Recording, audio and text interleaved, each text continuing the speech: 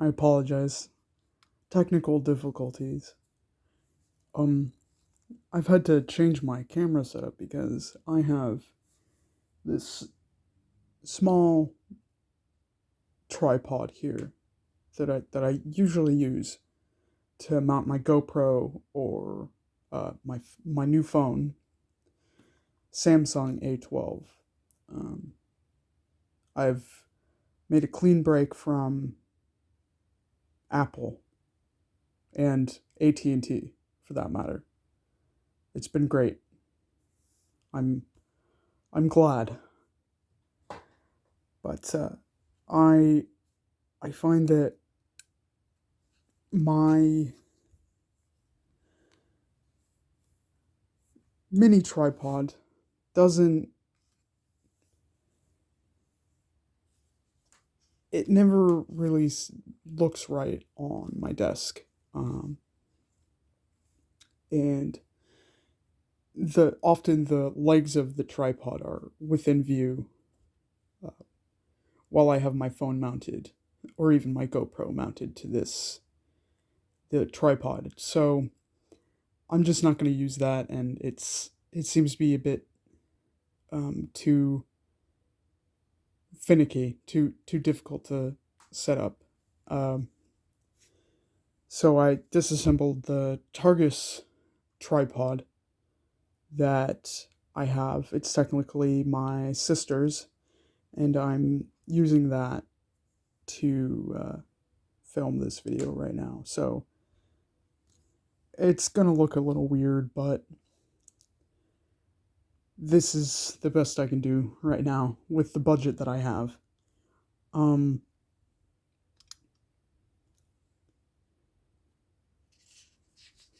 and I'll only have one hand free for most of this video, but that's okay. Um, there will be a bit of a glare from my desk lamp, but it's not going to be too bad. Everything will be still visible, and um, you'll be able to see what I'm talking about. So, this is Staying of the Green Hornet by Ron Fortier and Jeff Butler.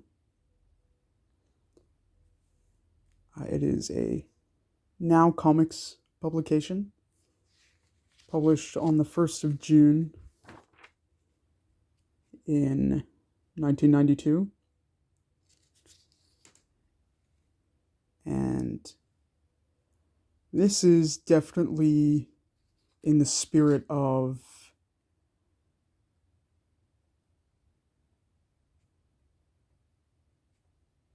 Golden Age comics. Right down to the slang that these characters use in this book. I mean, aside from the German characters, the Nazis, most of these people featured in this book are speaking in maybe 20s to late 40s slang, American slang. Um,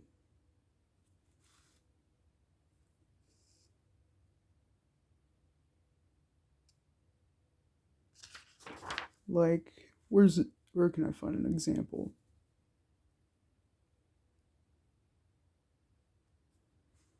This one's pretty mild, said by this woman here in this panel.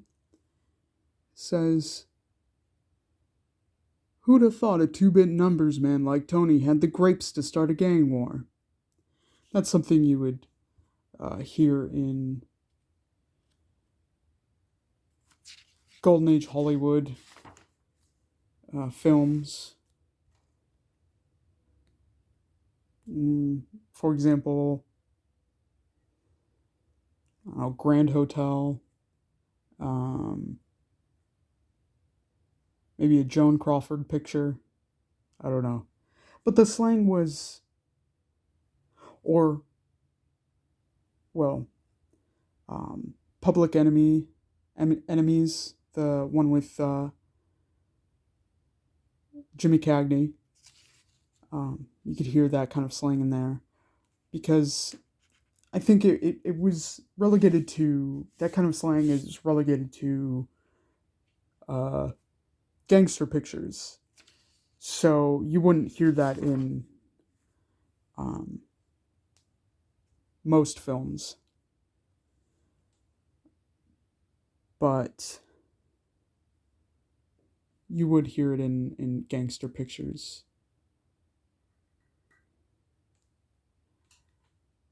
My cat has just hopped onto my desk.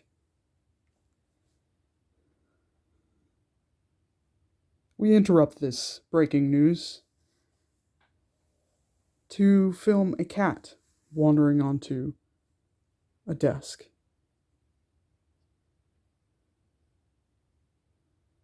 She's curious. All right. So back to my review of this comic. I hope that doesn't happen too often, but maybe my viewers like interruptions by cats. Anyway, I the point is that I like the bit of slang that they used. It shows that the writer was well researched and knew uh, learned about slang they used back then, learned about the kinds of issues that were going on at the time, such as gang violence, mob violence. Um, that really comes through in this comic book. I mean, right down to these images. The all three of these men were famous actors in the 40s. Um, Actually, even back to the silent era. I know that Edward G. Robinson uh, began his acting career in 1928, 1929. And Jimmy Cagney did too, to a less success during the silent era. Humphrey Bogart, or Bogey, was prominent in 30s and 40s up until he passed away in, I believe, the 50s. Um, but this is a nice little Easter egg for readers who are fond of Golden Age Hollywood, or um, even have are historians of that era. Um,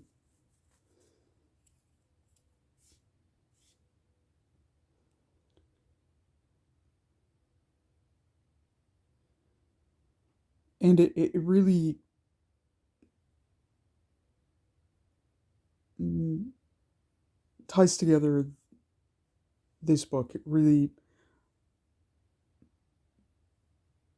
immerses you in this world. You feel like you're in one of the Green Hornet serials, which I've watched a few of them, and they're great fun.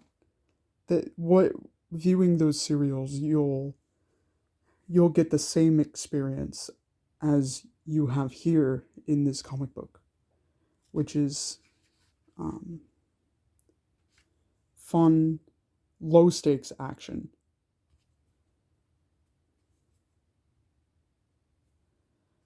So the premise here is that some Nazis have infiltrated a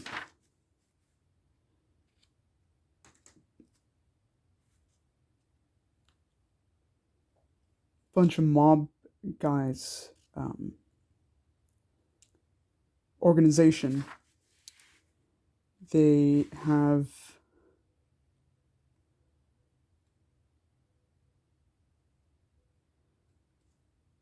sent in one of their Nazi spies to get a surgery to change his face to look more like this man here, who's called Tony Caltone. He's the leader of this gang, and he seems to be having a relationship with this buxom blonde, the Baroness. But she has planned this whole time to murder the real Tony Caltone and replace him with one of their agents, so that they could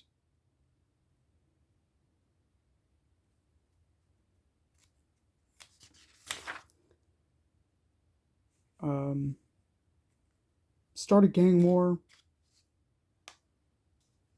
maybe even somehow infiltrate the U.S. government. Not sure that this series will go that far, but it seems that the Nazis in this scenario, the Nazis are doing what the Red Scare said that the communists were doing. Communist spies from Russia. They're infiltrating the US through covert means like doing a whole face-off with Tony Caltone and a Nazi, so that they could implant their spies and their Nazi soldiers into the U.S. and take over. Which is definitely appropriate for this time. If you really want to immerse your readers in this era, you go for something like the concept of a foreign country, foreign power, which is not allied with the U.S., coming into the U.S. Through spies or other means, and killing U.S. citizens or impersonating U.S. citizens to commit crimes and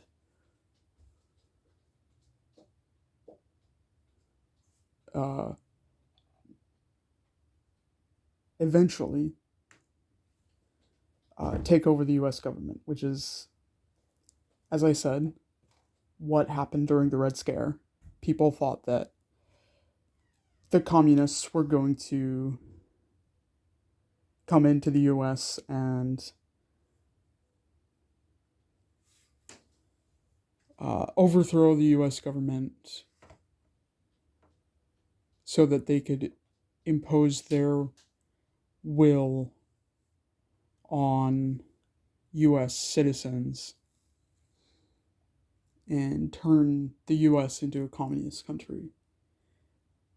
That didn't happen, thankfully, and nor did this, but it's such a nice, really good story idea. Really great concept to pull the reader in and immerse them in this story. I think really also the point is that readers know that the Green Hornet is going to prevail. Even when he gets into sticky situations like nearly being impaled on spikes in a trapdoor. This happens toward the end. I may get to that, but I'll talk about that later. And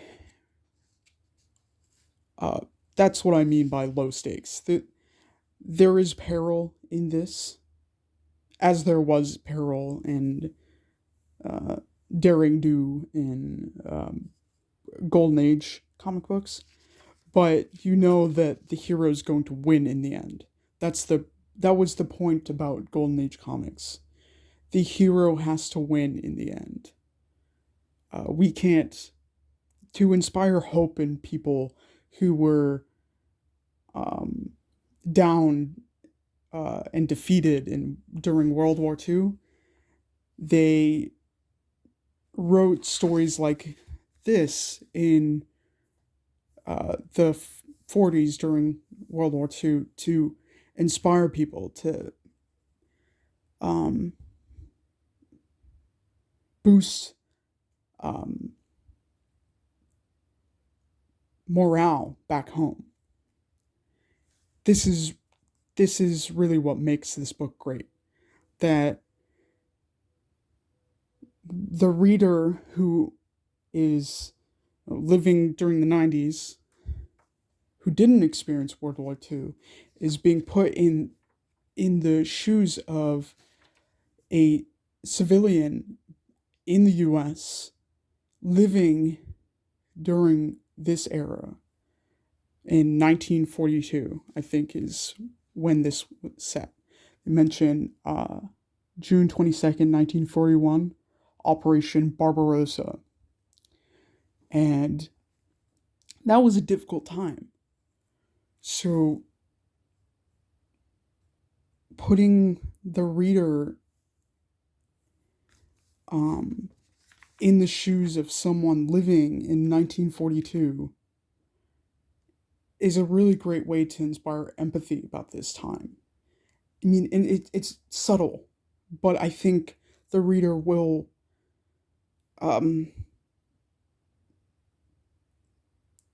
feel more engaged with the story when you put things like this, like the real historical events in melded with a fictional story.